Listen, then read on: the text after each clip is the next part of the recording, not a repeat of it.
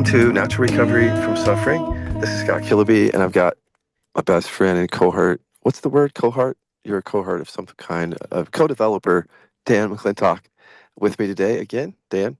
Yes. Hey guys. Yes, I'm the cohort and maybe cohort too. Yeah. Yeah. There you go. And codependent friend at one time, right? We can just add all the co's in there That's at one point. right. Okay. Well, Dan is the co-developer of KI, and he's going to be coming on here off and on probably for a long time to talk about these issues that we bring up and we've been talking about for years. And it's interesting because as we both do the work, I think we both find our own ways of talking about something. You know, when you do work like this, the insights come, but it doesn't mean you have the language for it. I think that over the years, we've found some language. And it just so happens that Dan and I are both musicians, songwriters. And I have to say, he's a bigger Radiohead fan than I am, but we're both big Radiohead fans. Dan could probably recite you most of the Mm. songs on most of the albums, couldn't you, Dan, on I Radiohead? think it's pretty sad. Yeah. I feel like I'm too religious about it, honestly. I mean, I think there's probably some inquiry I could do around it. Yeah, yeah. But yeah, I love it. And I did want to say, you know, you're welcome for getting you into it because all Scott knew about Radiohead uh before we met was like Creep, I think, and a couple other, older songs, and then I got you into the In Rainbows On. So anyways, you're welcome. Yes. Right. So for all the Radiohead fans out there, all I have to say is In Rainbow, because that's they're like Sergeant Pepper, I heard someone say. Yeah. And there's a song on there called Nude, which I actually sent the lyrics to Dan, or not the lyrics, because he already knows the lyrics, but I was wondering as we were going to do this podcast, what Tom York means when he says, don't get any big ideas.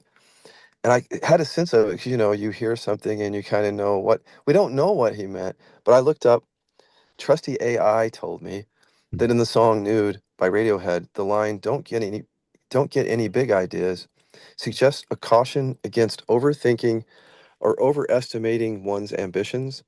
It reflects a sense of resignation or a warning. I don't like that word, by the way, resignation, or a warning to stay grounded and not to let excessive dreams or hopes lead to disappointment. The Mm. overall mood of the song conveys themes of vulnerability and the complexities of human emotions, where the desire for something more can lead to confusion and disillusionment. I think that's mostly a pretty good way of saying it, though, don't you think? I do. Yeah, yeah. And we'll probably, I want to include just this kind of a short clip of the song in here too. So we'll probably kind of put that in so you guys can hear it. But that is yeah, that's the big line. Yeah. Yeah. And but probably because it's Radiohead that we were drawn to that line, but also because Dan and I have been talking about a pattern that maybe you guys can relate to who are listening. We'll try to illuminate it. And the other phrase we were using, remember this, Dan, is just going for broke. That sounds like my dad's phrase or Mm. something. Do you remember that phrase, when you go for broke? Yeah, yeah, going for broke. Totally. Don't get any big ideas. It's similar. Yeah. It's funny too when Dana and I, who's my wife, when we watch, whenever we're watching a show and people are like, getting intimate with each other, we'll say, yeah, they're going for it. They're going for broke, you know? Mhm. Yep. No holds Anyways. barred. Yeah. Okay. Yeah. So, well, I don't want to like convey the message that it's that going big or even for a big transformation is not possible, because what I was saying to Dan this morning is KI has given me the deepest, obviously, realization. So for me to say, no, we're not saying big ideas are bad, but the way that KI gave that to me, I think Dan would say that too, is basically a consistent practice where you just see the transmuting happen every day in a consistent way, not in the body, not necessarily like big openings. There can be, but what I've learned through the years, and I think Dan has too, is, well, here's how I say it, and then I'm going to let Dan speak for himself. I study Freud and Anna Lemke recently and blog about that. And the way, because I already saw the pattern in people, but I needed words for it. And Anna Lemke talks about the pleasure pain cycle. So she talks about it with regard to sobriety. So people want to go for broke and quit everything, or instead of harm reduction or moderation, which is what she recommends. Because when we go for broke on sobriety, she says that from an evolutionary standpoint and even from a trauma standpoint, our system has to kick in more suffering. It doesn't just, if we decide we want to go for freedom, the body just doesn't go along with that. It has its own agenda and it will kick in the stories and the shadows and the depression or anxiety or even chronic pain that's associated with that same repression. And then you have to keep seeking the relief. So it's like you keep going for broke, but you never sustain it. Like in recovery, sometimes people can't really sustain. And even if they can sustain sobriety, they don't really sustain recovery, which if you listen to us and people like her would would have to involve getting to the emotional repression because that's the thing that creates the pleasure pain cycle. If we try to quit all addictions and we ignore the buried emotions, that's almost a setup for more suffering, more addiction, and more scrambling to find the answer. Yeah. I hope, yeah. So you want to say anything about recovery first? That's a big topic. I know you have plenty to say about that.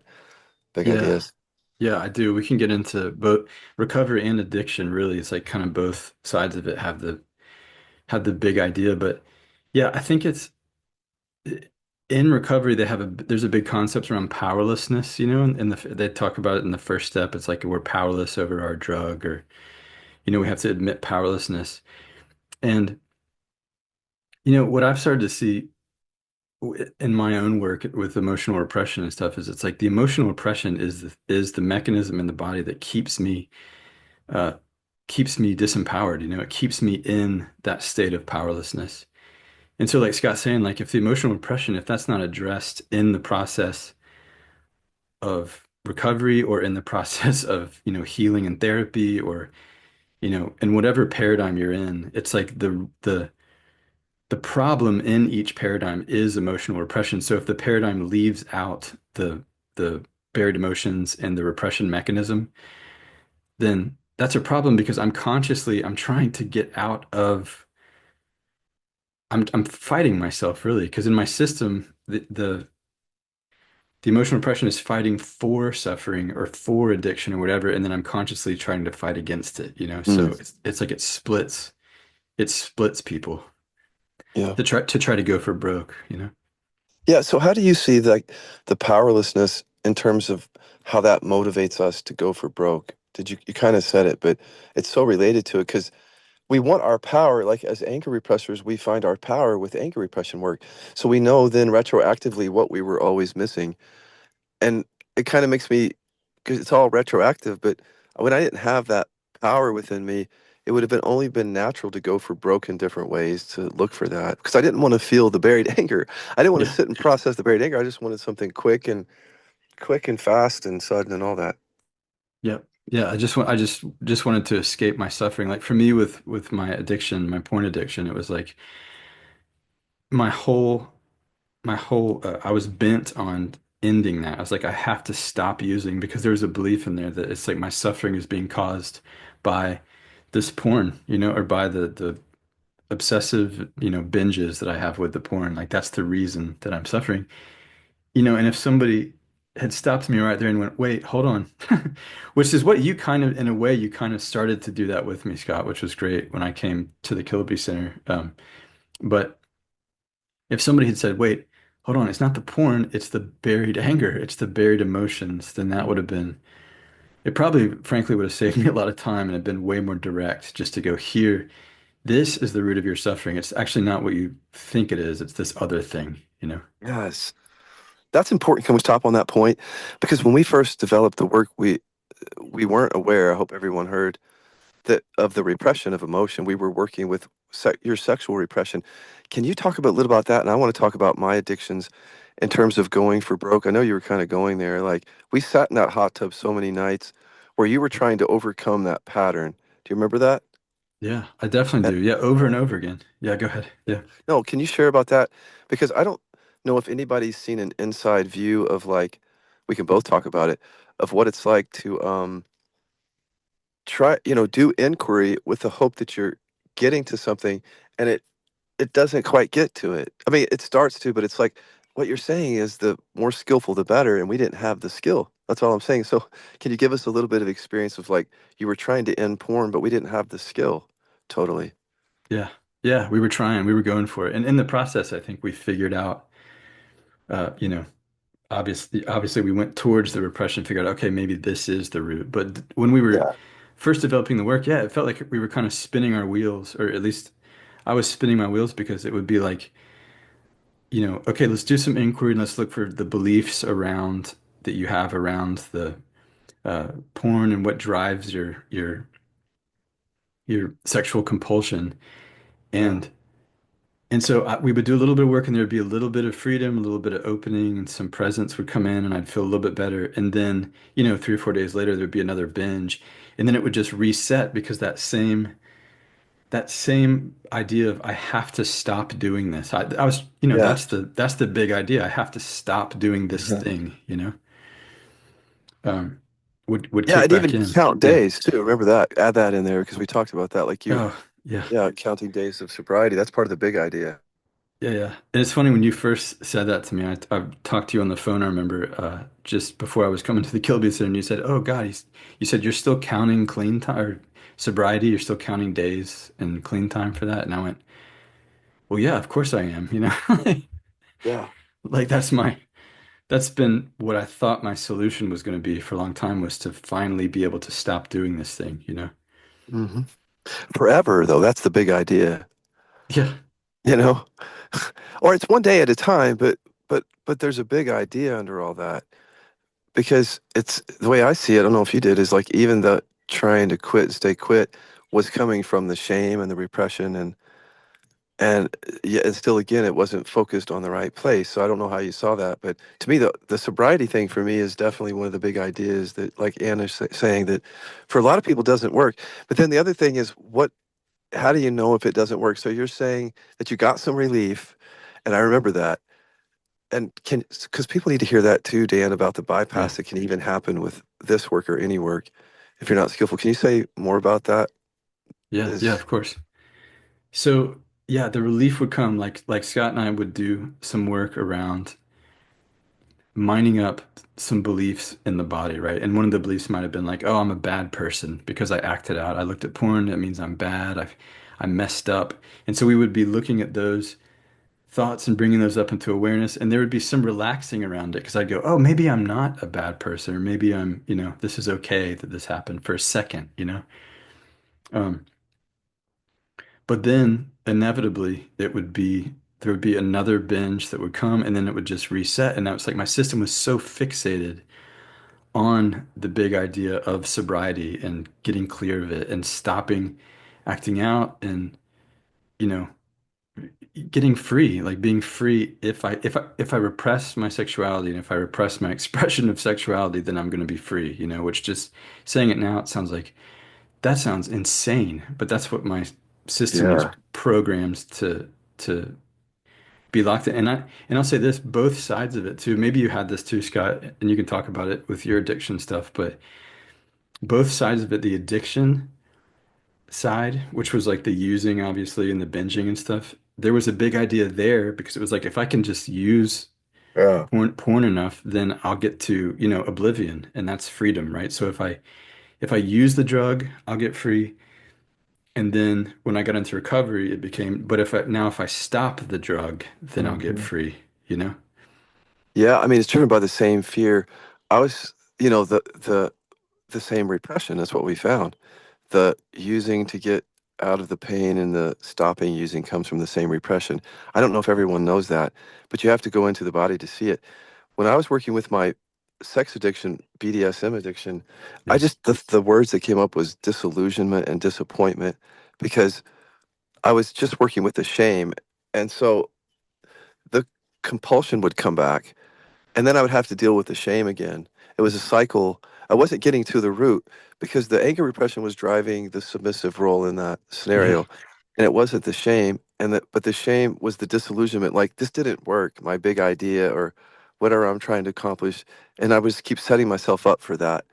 And of course, through after a while, it settled down because I did enough looking at the shame.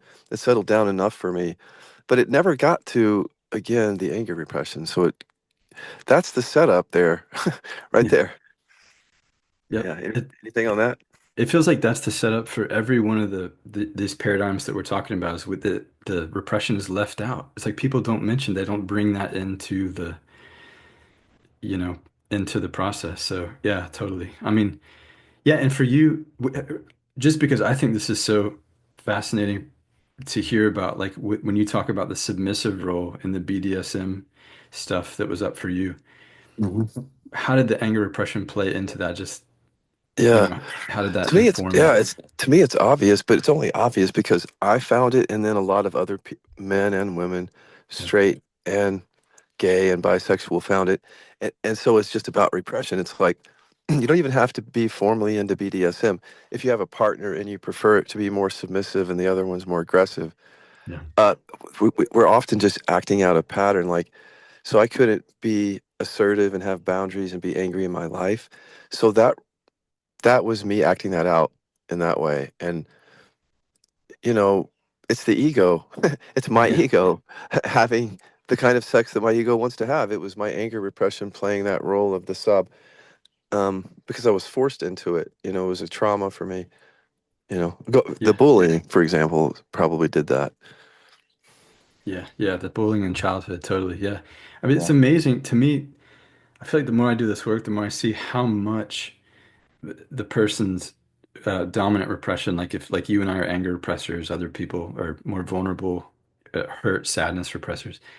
Um, if you listen to this podcast, I'm sure you've heard Scott talk about that a lot. But anyways, it amazes me how much that plays into patterns. Like you see like the dom sub thing, and you see like in Mhm. addiction, you'll see anger repressors are people that get addicted to like downers, like weed and opioids, and it's like the drug like Yeah. mimics their repression. It's like, and then the hurt repressors are into like Adderall and cocaine That's and amazing. I hope everybody yeah, heard that. That's true. I've seen that pattern. It's not yeah, absolute, but it's definitely a pattern. yeah, That's amazing. Oh gosh. So I hope everybody sees that because it's all connected then. I mean, from the way that we are in relationship, the way we were in kids, what we do with sex or drugs or addictions, and then what we do to try to overcome them is all coming from the same repression. yeah, yeah. It's just all over the place, you know?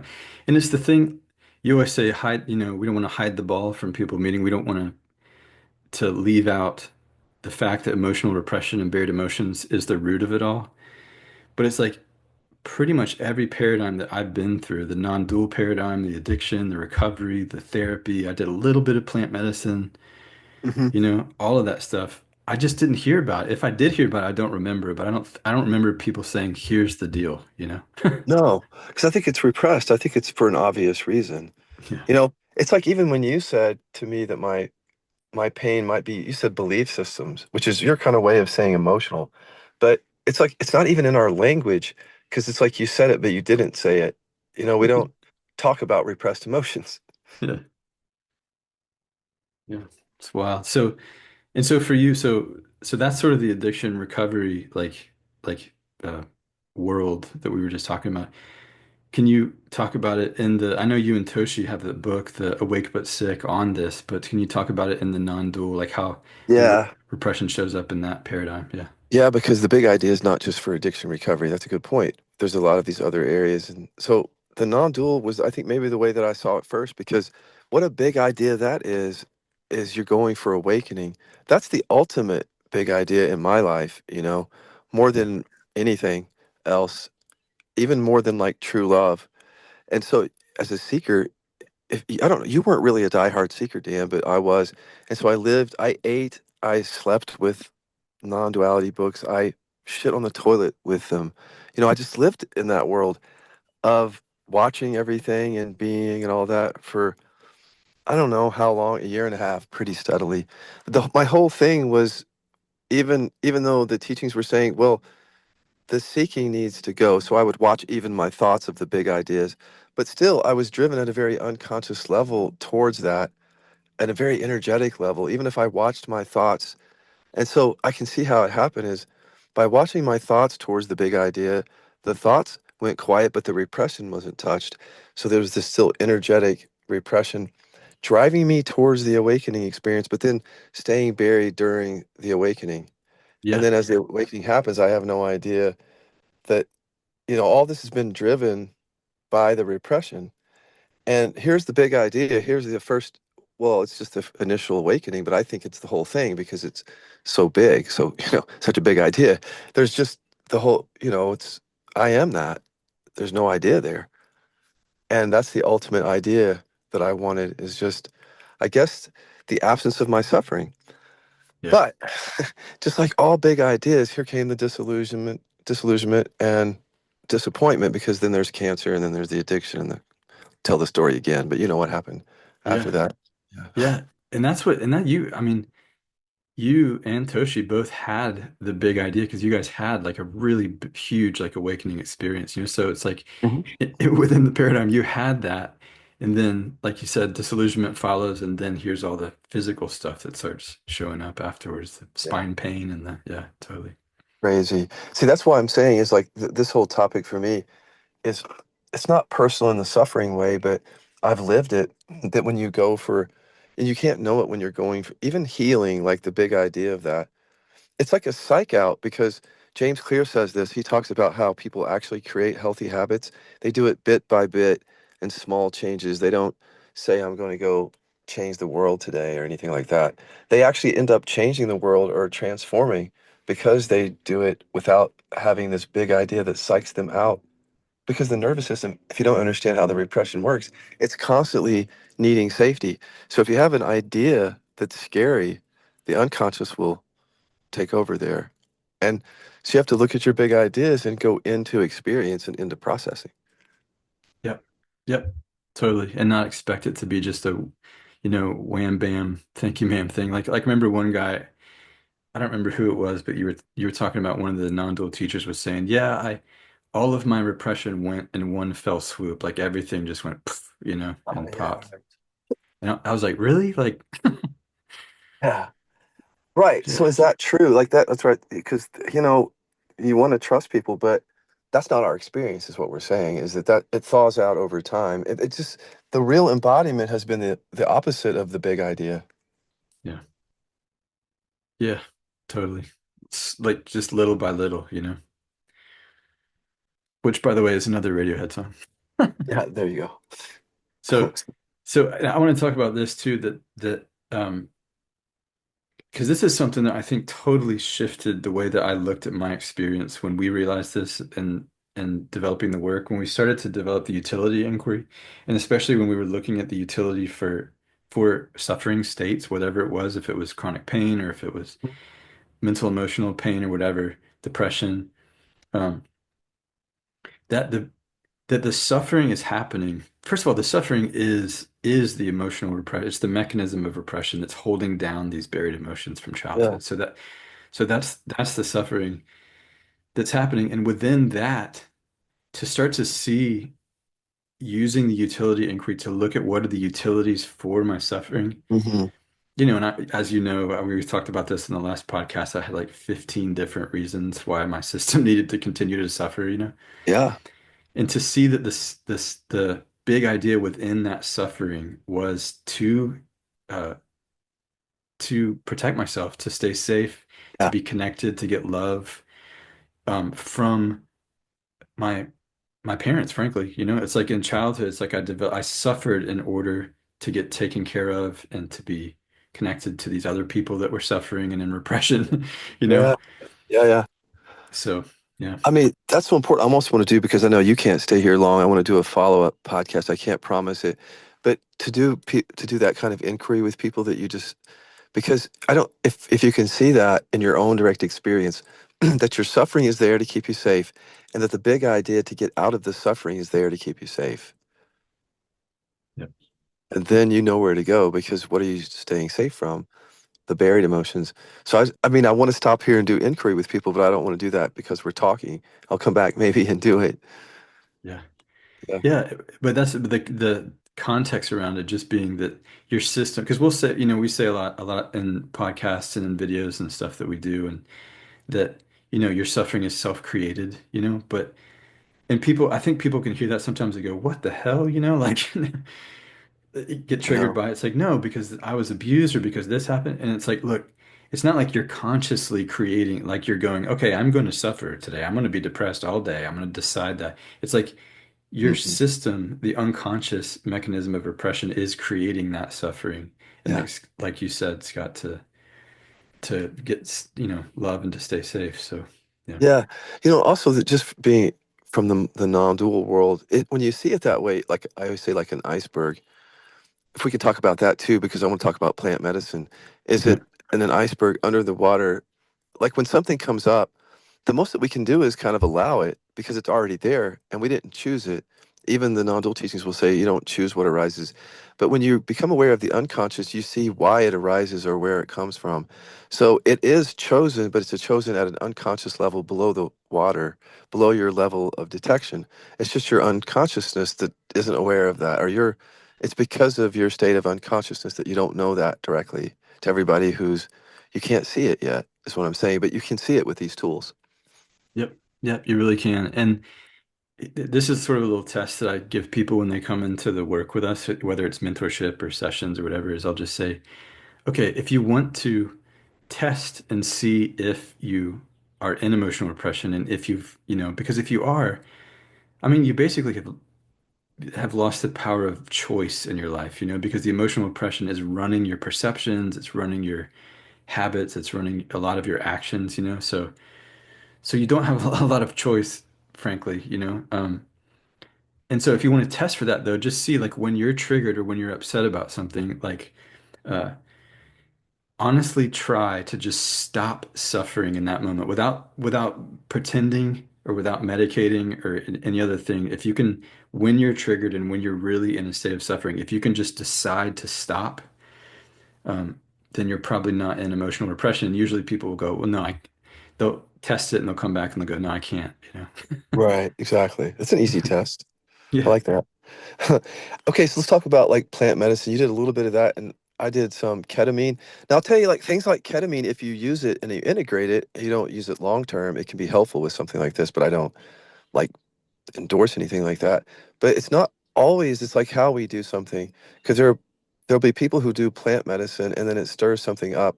They might not have the skill or the capacity for what it stirs up. So there's this same thing. It's like there's the pleasure, the opening to what I really am and all this insight. And then there's the pain.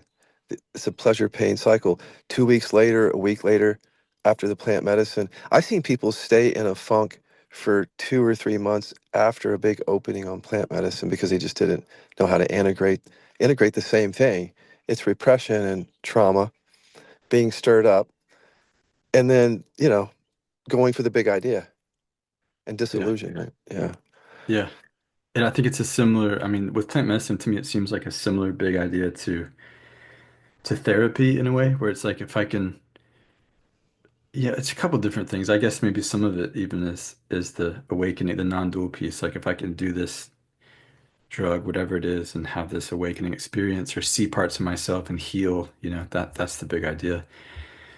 Um, Yeah. and yeah, I did a little bit of it too, and it was good. And I think it like aided in my process. But when I was doing that, I was, doing some microdosing and some other things, MDMA, and I was already doing emotional repression work, so it felt like it just kind of like helped in that process a little bit because it loosened the soil some. I remember I actually talked to somebody else that had an experience with MDMA that was doing KI's emotional repression work and said it was their first time doing it. And they said when I was on the MDMA, it felt like I was out of repression. Yeah. For a And so bit. Right. for a bit, yeah, for however many hours, 6 hours, and then here it comes. The suffering Yeah. comes back. No kidding. Okay, here's another area, so I know you don't have a lot of time today, is I wasn't, I didn't have, as you know, like strong religion in my family background, but you had some, and so that's a big idea, religion. Hmm? We can also talk about politics, but what I want to say about big ideas before we talk about this is how they keep us safe, because I think you could take it from that angle too. I mean, what I do know about religion and spirituality is that any framework or idea can keep you safe if you land on it. What would you say about religion with your experience with, I forgot the name of the group, actually, Christian group that you were involved in? Oh, Young Life, yeah, with Young Life. Yeah. Yeah. Yeah, well, the idea, obviously, in Christianity, I think probably a lot of people have been part of that. They're listening to this, but is that you're going to be saved, really, that you're going to, you know, salvation is promised if you believe this or if you accept this, then you're going to be saved and you're going to go to heaven, or you're just going to feel better, in your life if you believe this certain thing. Yeah. You know what's interesting about that is when we, people might not know this, but when we do the test for our second core fear here, we're trying to find out what we're really afraid of. And people will put up the fear of death, in which case religion would apply there. Because if somebody thinks their biggest fear is death, it's only natural to have a religion that answers that question, you know, Yeah. to keep you safe. The question is, what are we safe from? Because it looks like that the religion keeps us safe from going to hell or whatever. But when Yeah. you go into the body, it's actually those big ideas keep us safe from a childhood repression. Because the second core fear ends up being something more like the fear of rejection in this lifetime or losing people that we hold in the body. And even though we do have a fear of death and that's real, in the end, people end up not working on that fear of death because they have a greater fear, which is like die now, is one way of saying it. It's like the whole ego structure is rooted in the repression. So when Yeah. you do repression work, this is the death that you're afraid of. So even that big idea of death later and religion keeps us safe. Yeah. Yeah, definitely. That seems like that's why, obviously it's huge on our planet why religion is such a big thing because people are just trying to stay safe. Yeah. Little do they know it's from their buried emotions. They think it's probably from hell. And I wanted to share this because you brought up the hell thing. I was working with a guy recently that's deconstructing his religion, and he was raised like Pentecostal or something, like real, fire and brimstone. And we were doing some inquiry, and it was like, all right, we're going to deconstruct and inquire into the belief about hell. And he just looked at me and he said, I can't do this. And I said, why? He said, because if I drop the Yeah. belief in hell, I might go to hell. Exactly. I knew you were going to say that. Yeah. That's amazing. Well, right, that's just it. Like if you can, here's one way I say to people is if there's anything that you've placed outside of yourself, it's deterministic, like you've landed on it. Look for, do the utility inquiry, just like saying, what do I get out of this? So deterministic means it's not a belief, it's outside of me. So there's really a hell outside of my belief that there's a hell. And then, but question your belief and where it comes from, the repression, and see what you think about that outside of you. You might find that that was actually part of the belief. Yeah. Yeah. Yeah. It's pretty, and it's exactly what I did with him is I went, okay, just look at your belief in hell. I just said, like, what are you getting out of it? He said, well, I get connection to my parents that believe in it and connection to the church and Yeah. and it's like, well, so Love. yeah, love, I get connection and I get, you know, safety, frankly, because, like he said, if you drop your belief in hell and it's real, then it's almost like I have to believe that it is real to stay safe from, you know, the quote unquote reality of it. But Yeah.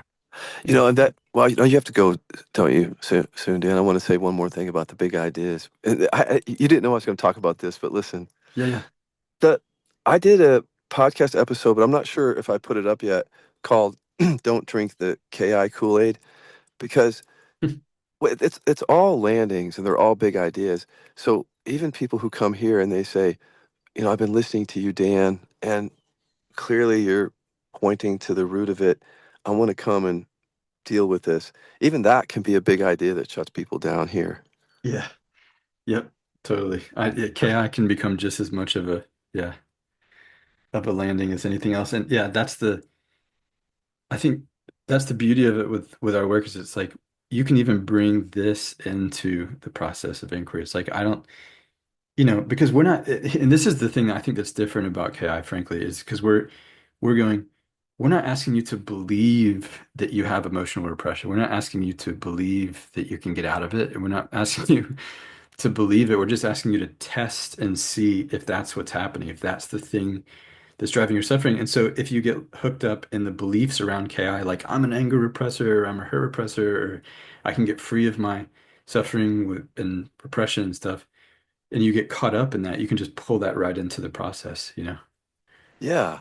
Or anything based in, I think where the big ideas come are like I have to heal or I have to be free or have to be awake or some big idea like that. But or also its counterpart, which is like I'm afraid of that. I can't.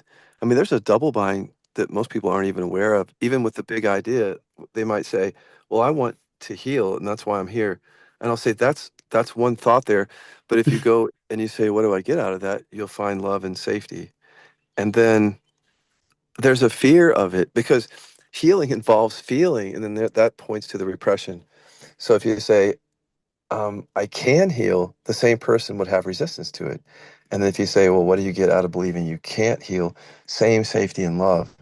So it's good to see the double bind of these big ideas, and because that deconstructs the whole thing, because at that point you would want to be more aware of your mind when it says you want to heal, because then you know that's not really true.